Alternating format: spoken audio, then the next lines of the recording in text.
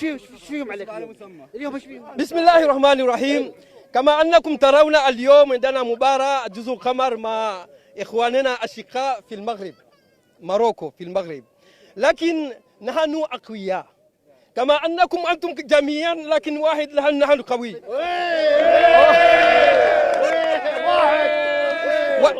والعزيمة لا يعرف المستحيل، العزيمة لا يعرف المستحيل.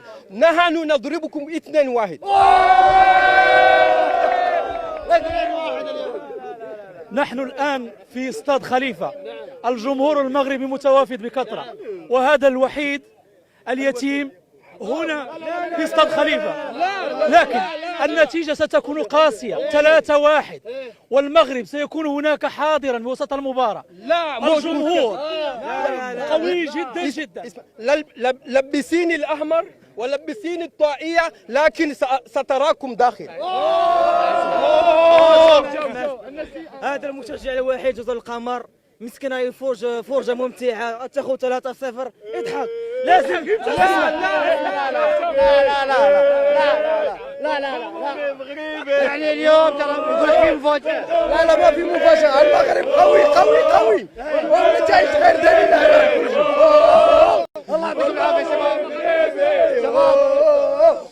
اهم شيء مباراة حلوة، مباراة خوية ما بين الفريقين الكبار، لكن هو قال هو اليوم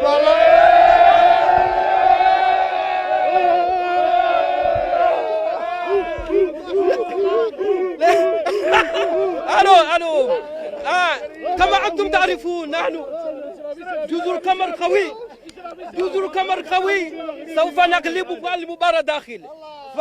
فلا ترى أنا واحد، لكن واحد ك100 أسد، 100 أسد، وسترون داخل. اليوم النتيجة راح تكون هيك، شوف كم من المغاربة وشوف واحد من جزر القمر، نتيجتهم واحد، يعني نحن اللي راح نفوز، وديما مغرب.